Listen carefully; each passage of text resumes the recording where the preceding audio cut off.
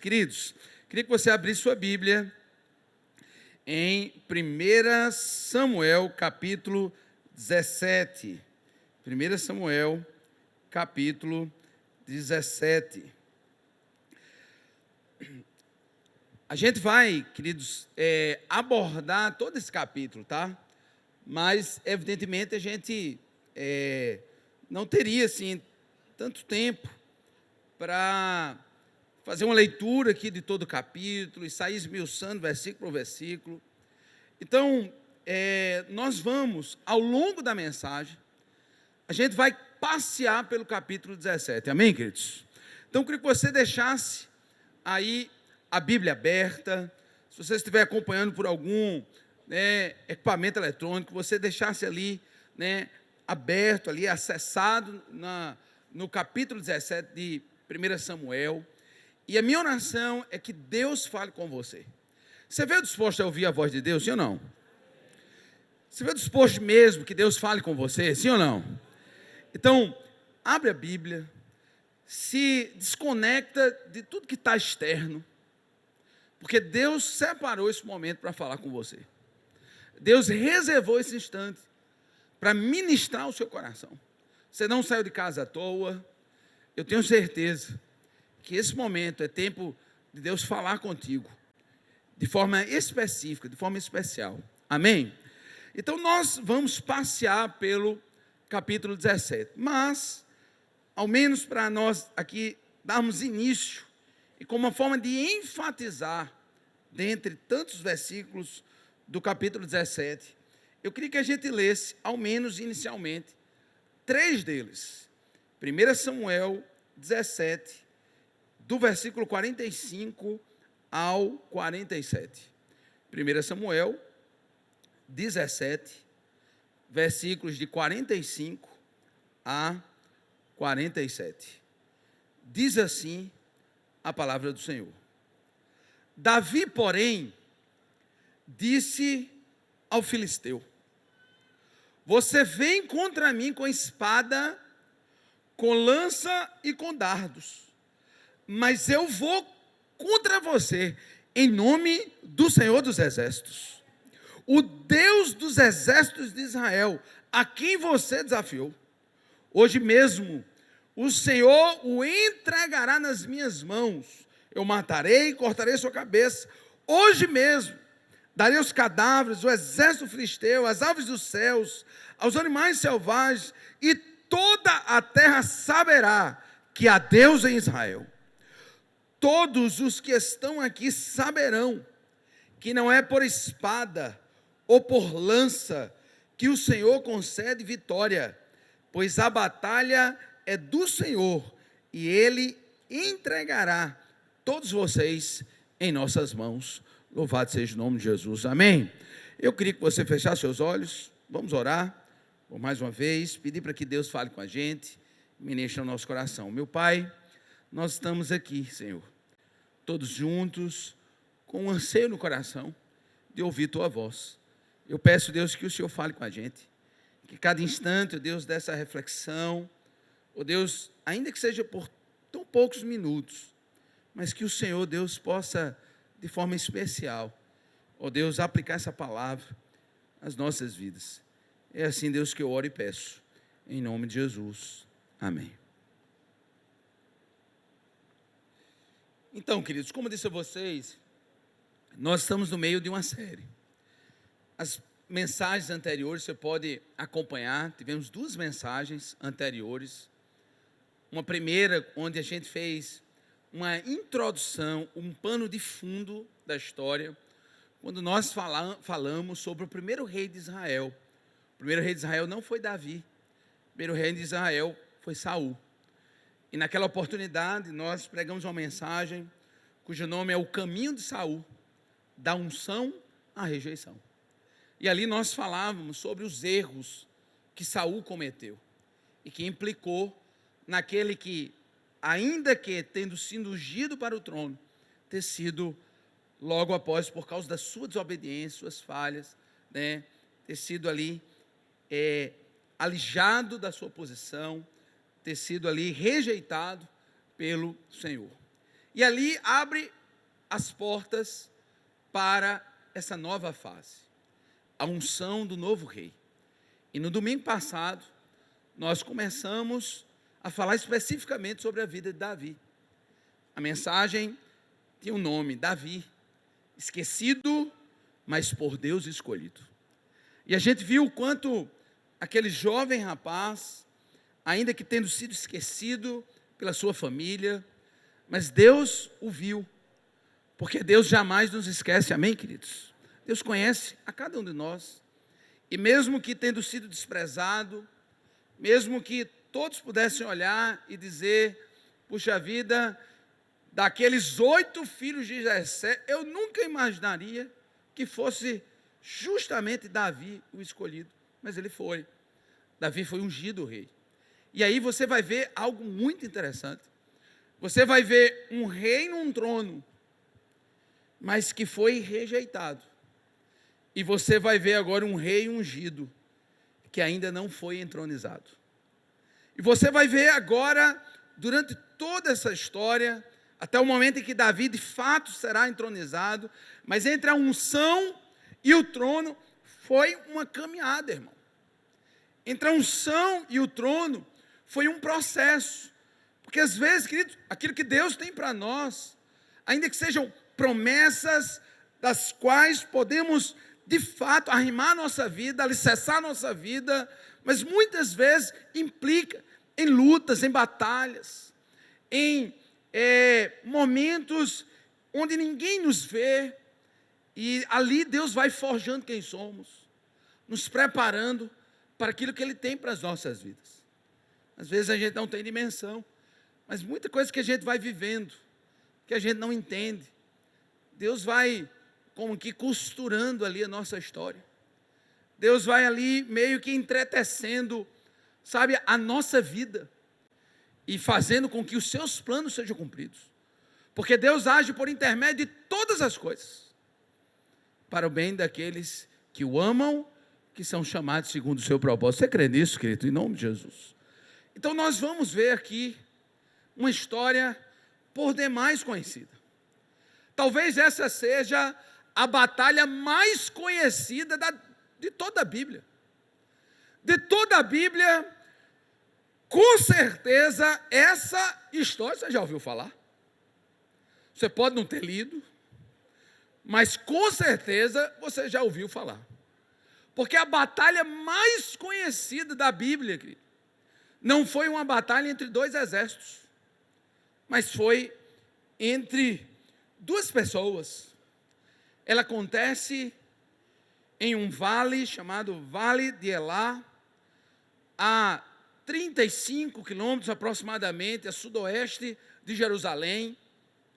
E ali, algo muito interessante, você vai ter os inimigos históricos ali do povo de Israel, os filisteus, marchando contra o povo de Israel, e eles acampam ali enfileirados, todos prontificados para a batalha. Ao saber evidentemente de que havia essa incursão, Saul reúne seus homens, reúne suas tropas, divulga entre todas as tribos, convida, chama aqueles que estavam prontos para a batalha. Chega-se inclusive ao território de Judá. É justamente ali em Judá, esse vale é justamente nessa região. Ali ele convida homens que estavam dispostos, prontos para a batalha, da casa de Jessé. 3 filhos vão lá, os 3 mais velhos, Eliabe, Abinadab, Samar. Eles vão para a batalha, eles estão ali na batalha, eles estão como que juntos, um olhando para o outro, um exército olhando para o outro, a uma distância de aproximadamente 1,5 quilômetros. Você consegue imaginar a cena? Imagine algo como uma espécie de 2 colinas e no meio um vale. Esse vale é o Vale de Elá. De um lado está os filisteus, do outro, o povo de Israel, ali, todos os exércitos enfileirados, prontos para a batalha. De repente, surge no meio daquele exército um homem que de todos se destacava. Sua expressividade física não deixava dúvidas de que era um homem de batalha, um guerreiro habilidoso. Mas o que chamava a atenção não era unicamente sua destreza, o que chamava a atenção não era unicamente sua impostação de voz, mas era um homem alto, irmão, 2,90 m. Eu estava pesquisando ali, hoje o homem mais alto vivo tem 2,5 m. 2,5 m, mais ou menos.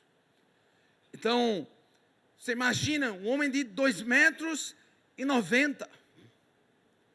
Estava ali e ele tinha um capacete de bronze, ele tinha uma couraça de escamas de bronze entretecida, que pesava, somente essa couraça, 60 quilos. Havia uma lança, cuja ponta da lança de ferro pesava mais de 7 quilos.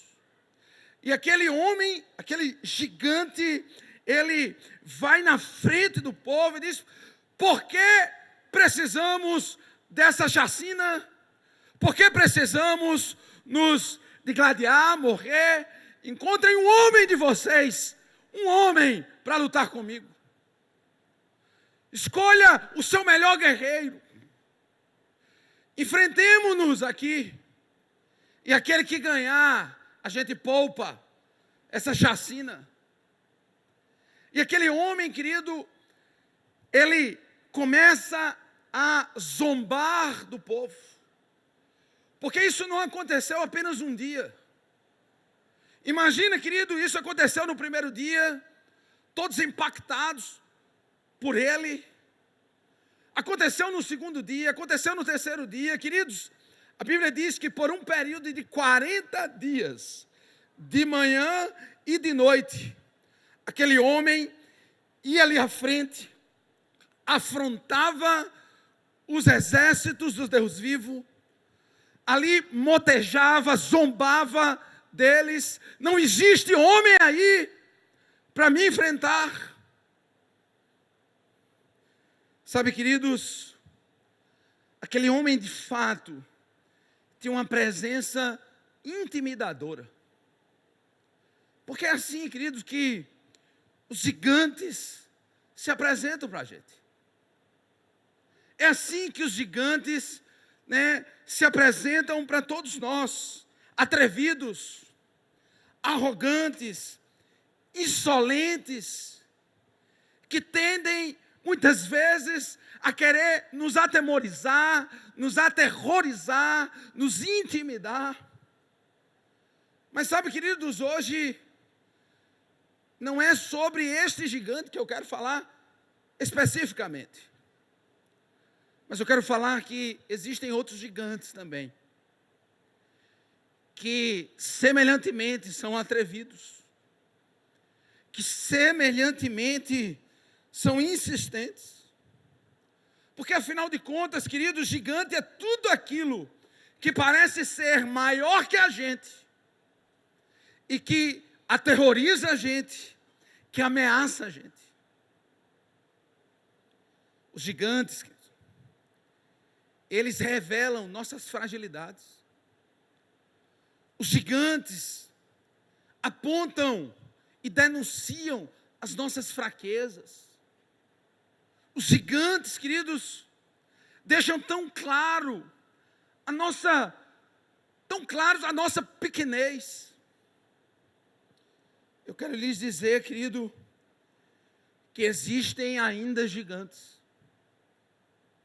Existem ainda gigantes. Existem gigantes que estão fora de nós, que de quando em vez vem e nos ameaça, mas existem gigantes também dentro de nós. Existem gigantes que vão sendo construídos dentro da gente, que semelhantemente também nos paralisa, nos amedronta. Um gigante pode ser uma pessoa que te ameaça, mas eles também são uma circunstância. São uma circunstância que te amedronta. Gigante pode ser um vício. Um vício que parece ser maior do que você. Um vício que você sabe que está destruindo a sua vida, que está roubando você. Mas parece que ele é tão grande, tão forte, que você não consegue derrubar. Gigante pode ser um sentimento, um trauma, uma doença, uma perda, uma decepção. O teu gigante pode ser uma ansiedade que você não consegue dominar, controlar. Pode ser um luto que parece ser tão difícil ultrapassar. Pode ser uma pressão que talvez você esteja vivendo. Pode ser uma depressão. Pode ser uma preocupação. Porque gigantes, queridos, são aqueles fantasmas enormes que nos amedrontam, nos intimidam e que se revelam tantas vezes como se fossem maiores do que a gente. De fato, querido, como aquele Golias, eles não vêm apenas uma vez. É interessante que o texto diz que ele vinha de manhã e de noite, ao amanhecer e ao cair do dia. E quantas vezes, querido, não é assim? Que esses gigantes vêm nos aterrorizar. Ali estava Golias. O povo estava intimidado. 1 Samuel 17, 24 diz: quando os israelitas viram o homem, todos fugiram com muito medo. Deixa eu perguntar a você: como é que você está? Como é que você está? Será que não existe um gigante que também te atemoriza? Será que não existe ainda, talvez, um gigante que insistentemente, renitentemente, de manhã e de noite, insiste em te pressionar, em te paralisar, em te intimidar, em querer te derrubar?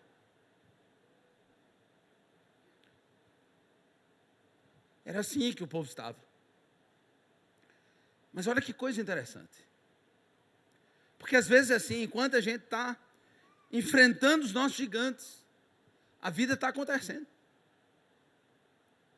Enquanto a gente está enfrentando os nossos gigantes, as coisas estão acontecendo. E nem sempre as pessoas sabem os gigantes que a gente está enfrentando, é ou não é? Nem sempre aquelas pessoas próximas da gente sabem que a gente está no meio de uma intimidação. Então o povo estava ali, um gigante a afrontar, mas ali em Belém estava Jessé inquieto. Inquieto porque cadê as notícias? Como é que estão meus filhos? Como é que está o povo de Israel? E sabe, queridos, ainda que a essa época, a Bíblia vai dizer que Davi vez por outra, era convidado já para ir para o acampamento de Saul. E aqui eu preciso fazer só um parênteses, porque depois da unção, a gente vai ver uma outra cena. Saul está ali, vivendo um momento de aflição por um espírito que o consumia por dentro, até que tiveram a ideia, existe um homem chamado Davi, é um jovem de boa aparência, uma pessoa cuidadosa nas palavras, e ele é um adorador, quem sabe a gente não possa chamá-lo, e no entoar daqueles louvores, daquelas canções, o rei não pode ser acalmado. Queridos, olha que coisa interessante, eu fiz um vídeo essa semana, que é isso, depois que Davi foi ungido, Davi não entrou pela primeira vez no palácio como guerreiro. Davi não entrou, depois de ungido, pela primeira vez no palácio, como homem aclamado pelas multidões. Davi entrou como um adorador. E ali, vez por outra, Davi era chamado para ali acalmar o. Mas ele voltava para cuidar das ovelhas. Lá em 1 Samuel 17:15, o texto fala sobre isso. Davi ia ao campamento de Saul e voltava para apacentar as ovelhas do seu pai em Belém. Como não chegava notícia, Jessé teve uma ideia: vou mandar Davi. Davi já está acostumado a ir ali no acampamento de Saul. Vou mandar Davi. Davi, você vai lá. Você leva ali mantimentos, comida, faz um agrado ali aos oficiais, mas procura saber como estão seus irmãos. Davi deixa as ovelhas com outro pastor e lá vai. E aí, queridos, é que é interessante, porque quando Davi está chegando, era já o 40º dia, 80ª vez que Golias enfrentava ali o povo. E cada vez que ele enfrentava, mais ele avançava. E ali chega Davi, enquanto está se aproximando ali de onde estava o exército, ele ouve a insolência de Golias. E a postura de Davi aqui, queridos, ela já nos dá muitas lições. Eu queria começar a partir daqui algumas lições. Amém, queridos? Eu queria começar com a primeira lição. É a postura de Davi diante dos gigantes. A primeira lição é que nós precisamos enfrentar os nossos gigantes. Nós precisamos enfrentar. Eu não sei quais são os gigantes que você enfrenta. Eu não sei quais são os gigantes que você está tendo que lidar. Mas deixa eu dizer uma coisa para você. Deus não nos chamou para termos medo de gigantes. Deus não nos chamou para nós vivermos fugindo de gigantes. Deus não nos chamou para nós passarmos a vida medindo a altura, a força e o poder dos gigantes. Deus não nos chamou, querido, para vivermos aterrorizados por eles. Amém? Nessa história, já de cara a gente aprende que nós precisamos lutar, que nós precisamos enfrentar esses gigantes, e precisamos enfrentar mesmo diante dos arautos dos desânimos, dos embaixadores da incredulidade, dos críticos de plantão. Porque, queridos, sempre além dos gigantes, a gente precisa também lidar com as vozes do desânimo, com as vozes que plantam incredulidade na gente. É interessante, querido, que quando Davi chega lá, ele começa a perguntar: mas como é que pode? Como é que pode esse homem estar aqui e ninguém faz nada? E o que é que vai ganhar o cara que enfrentar? O que é que vai ganhar se alguém se levantar para enfrentar esse homem? E ele começa a falar isso, querido, quando de repente chega, sabe quem? Eliabe. Quem é Eliabe? O mais velho. Só para recordar você da pregação da semana passada, Eliabe era o irmão mais velho, era aquele que Samuel quase unge, né, por acaso ali.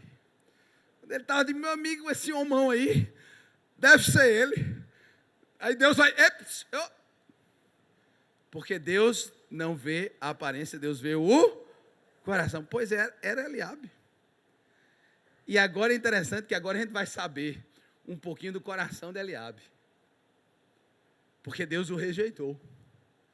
Porque quando Eliabe vê Davi, olha as falas de Eliabe para Davi. 1 Samuel 17, 28, diz assim: quando Eliabe, o irmão mais velho, ouviu Davi falando com os soldados, ele ficou muito irritado e perguntou: por que é que você veio aqui, Davi? Com quem deixou aquelas poucas ovelhas no deserto?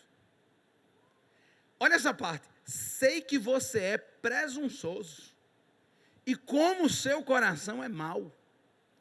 Você veio só para ver a batalha. Isso é Eliabe falando, irmão. Eu já aprendi em aconselhamento que quando José fala de Pedro, a gente sabe mais de José do que de Pedro.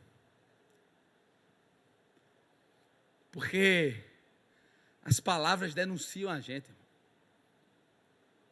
As palavras falam muito mais da gente.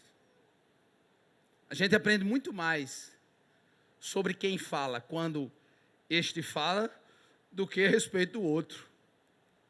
E ali Eliabe colocou para fora o seu coração. A gente sabe que Davi não foi nada por causa disso. Davi foi fiado pelo pai, não tinha nada a ver com presunção, com nada. Talvez Eliabe estava falando mais de si mesmo. Quantas pessoas que se denunciam por aquilo que elas falam. Quantas críticas, às vezes, não são apenas projeções de si mesmo. Muito cuidado com suas críticas. Muito cuidado com suas críticas. Porque talvez suas críticas sejam uma projeção de você. Há pessoas, queridos, que são peritos em criticar.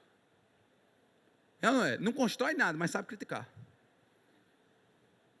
E às vezes não percebe que as críticas são nada mais do que uma projeção, porque afinal a Bíblia diz que a boca fala de que está cheio o coração. E aí, queridos, é aqui que a gente vai aprender mais uma lição. Mais uma lição com Davi. Se a primeira que a gente precisa enfrentar, a segunda é que nós precisamos discernir quais são as nossas verdadeiras lutas. A gente precisa discernir quais são as nossas verdadeiras lutas. Porque olha que coisa interessante. Eliabe ali começa a criticar Davi. Eliabe ali começa a acusar Davi. Eliabe acusou Davi de ter uma pessoa de coração mau. Eliabe acusou Davi de ser um cara presunçoso. Eliabe acusou Davi de ser um cara que é desinteressado com o destino do povo, que estava ali apenas como um espectador da batalha. Mas sabe o que a gente aprende com Davi? A gente já aprende Davi que há batalhas que não valem a pena.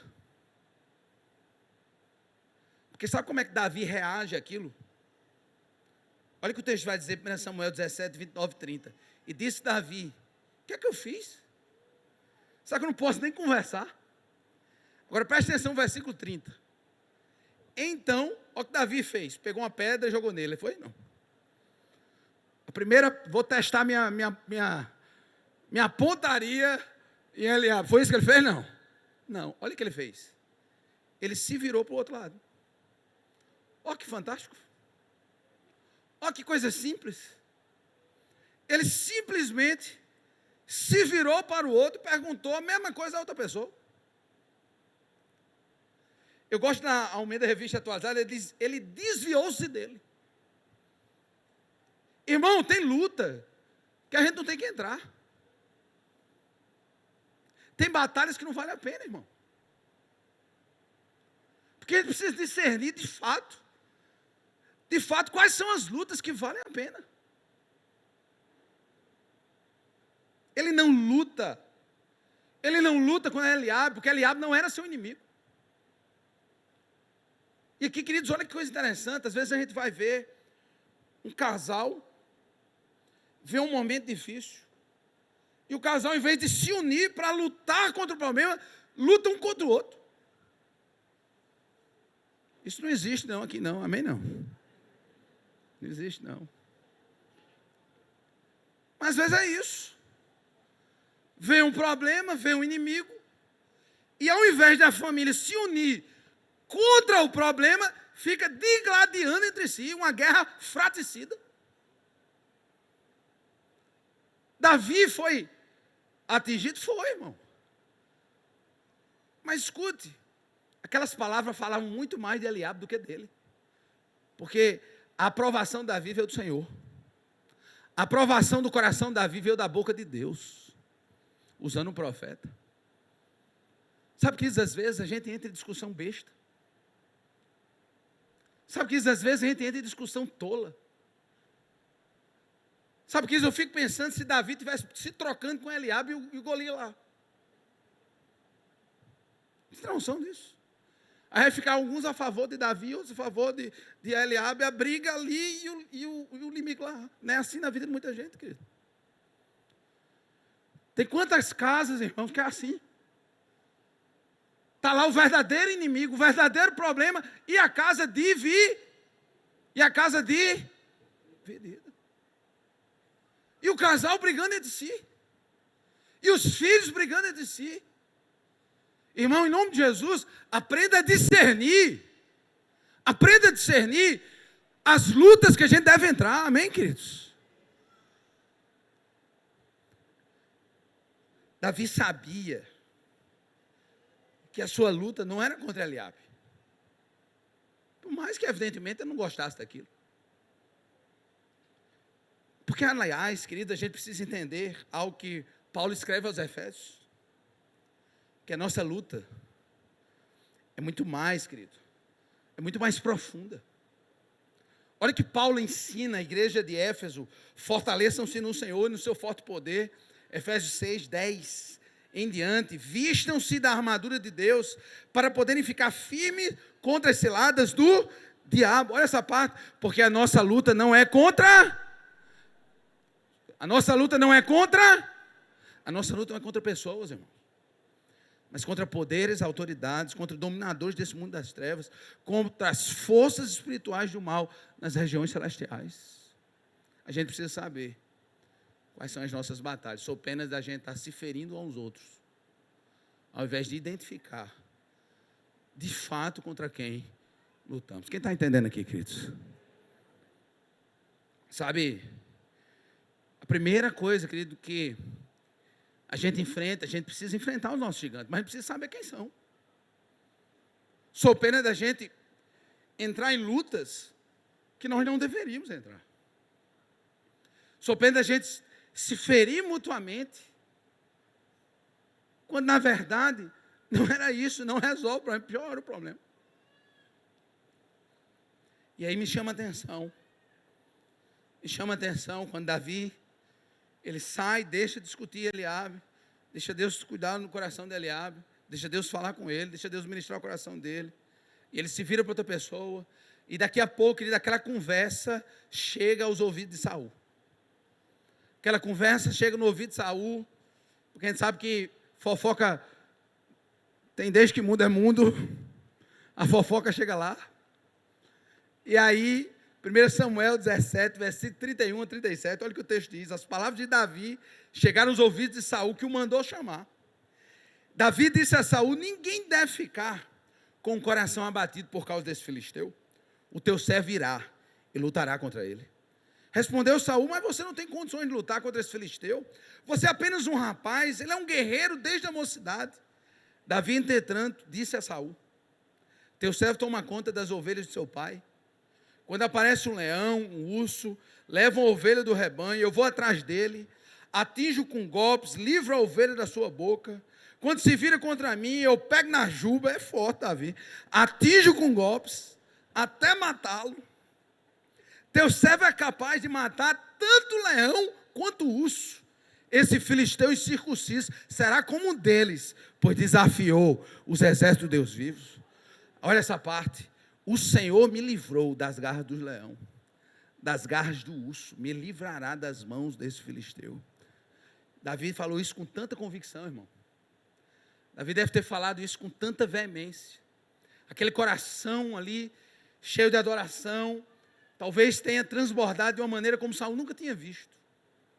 O Senhor me livrou das garras do leão e do urso. Vai me livrar das mãos desse filisteu. Aquilo foi tão enfático, irmão, que Saul disse: rapaz, então é com você mesmo. Então vá. E que o Senhor esteja com você. E que o Senhor esteja com você. Aqui, queridos, a gente vai aprender mais uma lição. A lição assim, de que Deus prepara guerreiros no anonimato.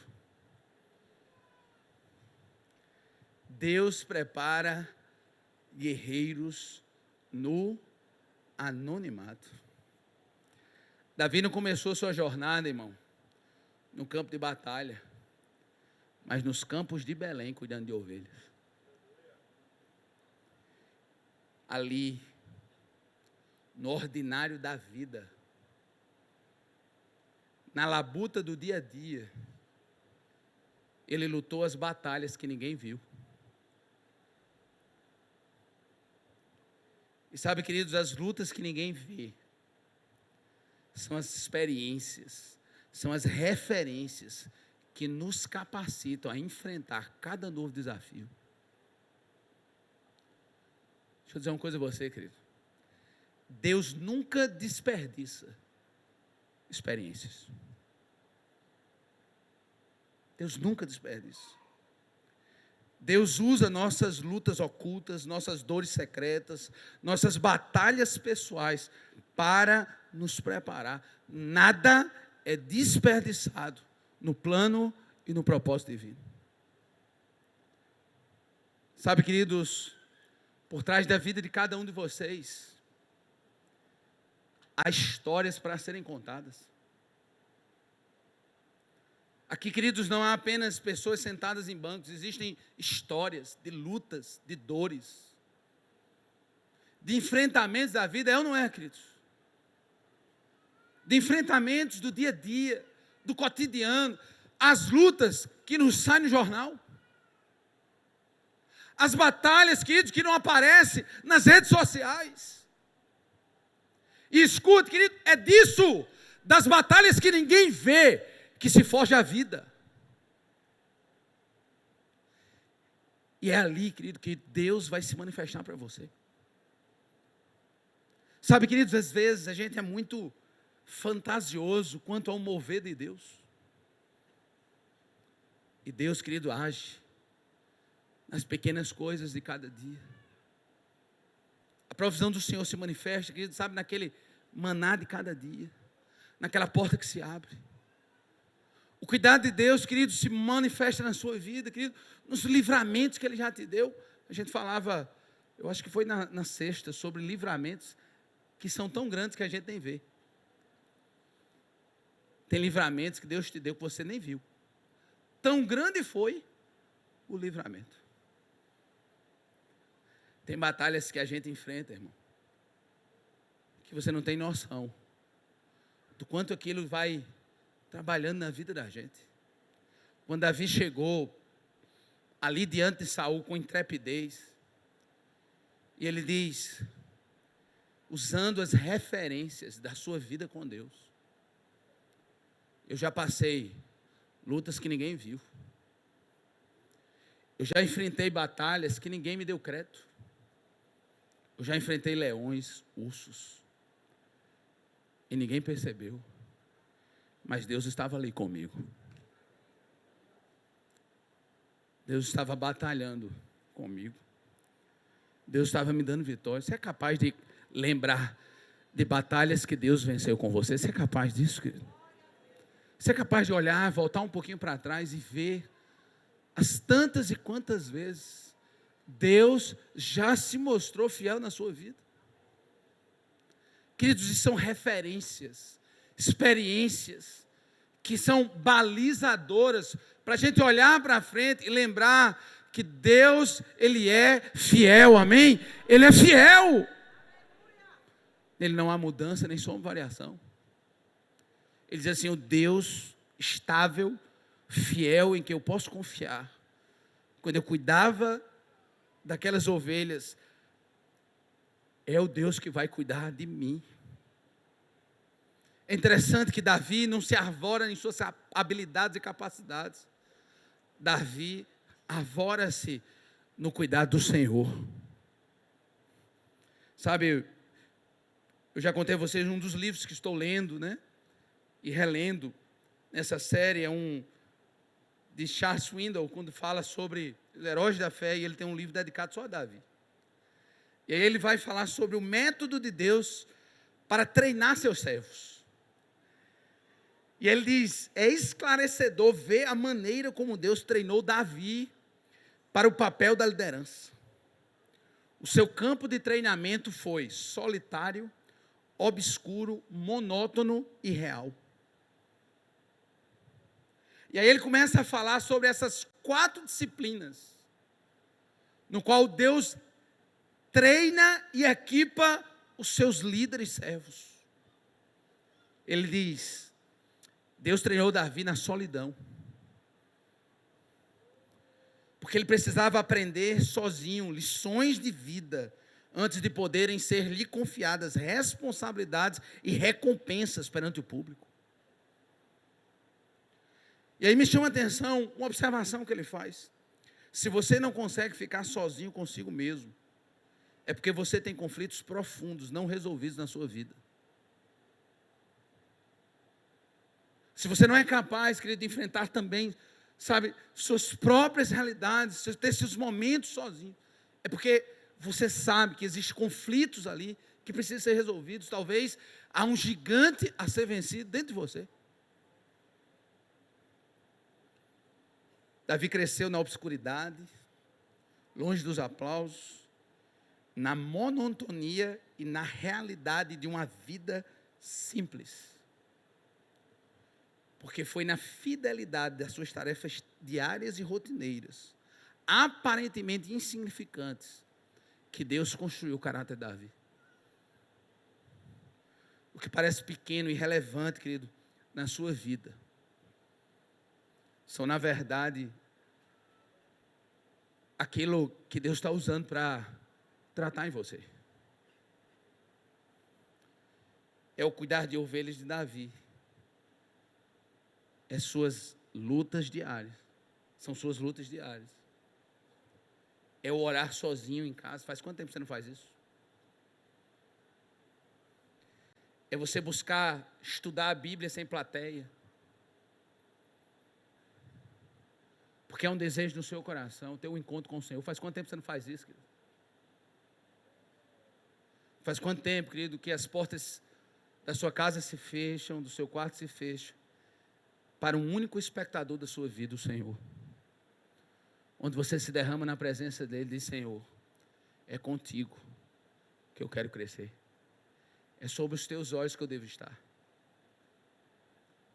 É ali, naquilo que ele chama de obscuridade, quando ninguém vê, que só Deus nos vê e trata da gente, amém, queridos? O 4, você não precisa da armadura de Saul. Quando Saul diz, então vai lá, mas deixa aqui, deixa eu preparar você. Aí você imagina, Davi usava P, Saul extra GG. E aí lá vai, né, colocar todo o paramento de Saul em Davi. O texto diz, querido, que ele não sabia nem o que fazer com aquilo. Olha o que o texto diz. Davi prendeu sua espada sobre a túnica, tentou andar, versículo 39, pois não estava acostumado àquilo. Disse Saul, eu não consigo andar com isso, porque eu não estou acostumado com isso. E aí ele tirou tudo aquilo, e em seguida pegou seu cajado, foi lá no riacho, O riacho, ele cortava o vale de Elá. É um pequeno riacho, um pequeno córrego de um rio que não é perene. E ali, né, vocês têm aquelas pedras que, no leito do rio, redondinhas, ele vai lá, seleciona as mais, né, adequadas para aquilo que ele sempre fez na sua simplicidade. Coloca na bolsa, no seu alforje de pastor, na sua atiradeira, e aproximou-se do filisteu. Sabe por quê, querido? Porque Davi sabia que não era sobre espadas nem lanças, era sobre sua confiança em Deus.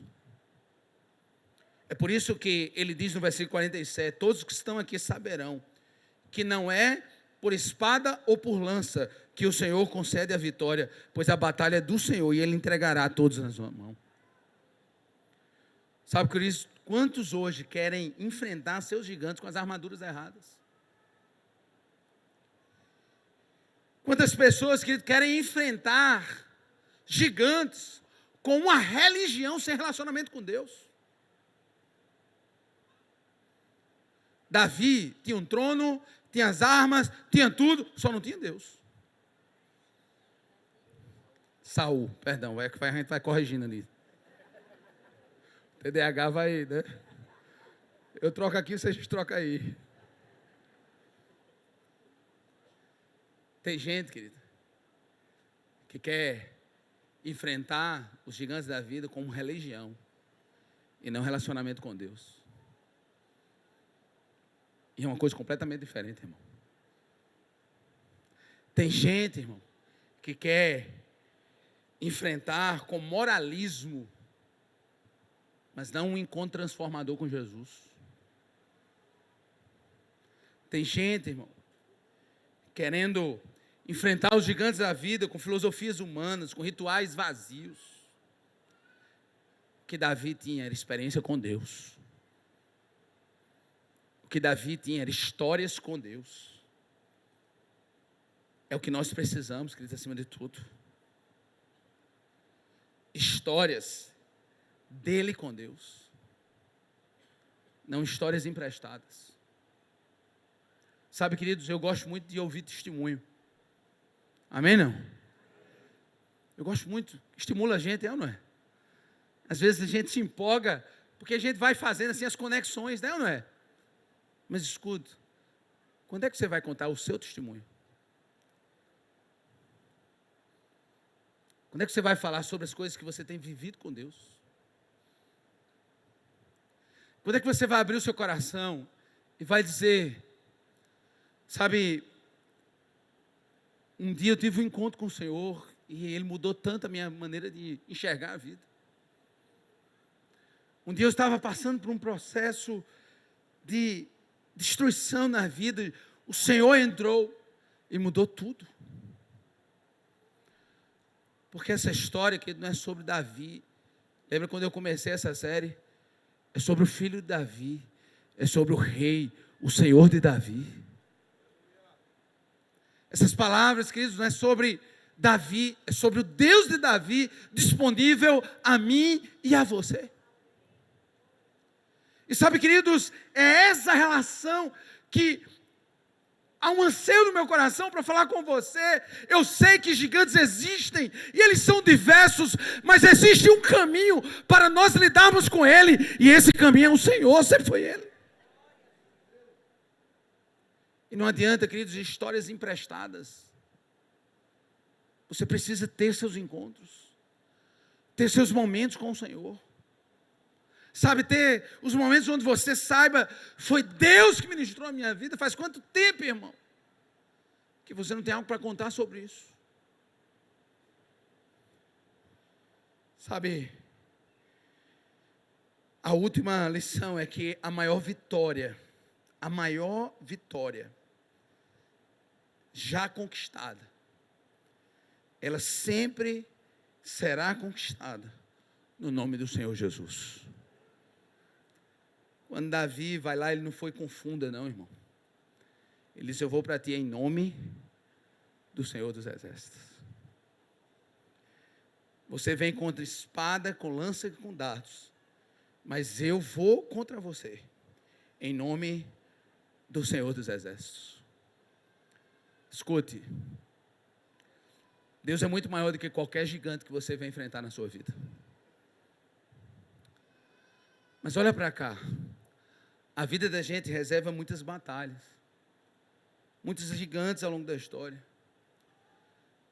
Mas não vai adiantar nada, irmão, você ganhar muitas e perder a principal de todas elas. Enquanto eu pensava nesse texto, eu me lembrava de Marcos 8, 36, 37, com isso que eu quero terminar. Marcos 8, 36, 37 diz: de que adianta o homem ganhar o mundo inteiro e perder sua alma? O que poderia dar o homem em troca da sua alma? Sabe, queridos, às vezes a gente quer vencer aqui. Às vezes a gente quer ganhar as nossas batalhas aqui. Mas existe uma última, e a principal de todas elas. E sabe, queridos, há tantas pessoas esquecendo dessa batalha. Todos nós temos muitos gigantes, mas há um Golias muito maior. O pecado que nos separa de Deus. O pecado que nos tira e que nos condena, que nos tira dos planos do Senhor. E nenhum de nós, irmãos, tem força suficiente para vencê-lo, senão no nome do Senhor. E essa luta, querido, foi travada por alguém que é muito maior do que Davi. Essa luta foi travada por Jesus. Essa luta, querido, a gente jamais poderia vencer. Mas ele entrou no campo de batalha. Por mim e por você. E ele não foi com funda nem com pedra. Ele se entregou numa cruz. A maior de todas as batalhas foi vencida numa cruz. De um Jesus que se entregou em sacrifício. Mas ele venceu a morte. E ele derrotou o pecado e a morte. E eu queria terminar hoje perguntando a você. Não só quais são os seus gigantes, mas em quem você confia. Em que você confia? Se você confiar na sua força, irmão, você vai ser vencido. Mas se você confiar no Senhor, Ele já venceu por nós.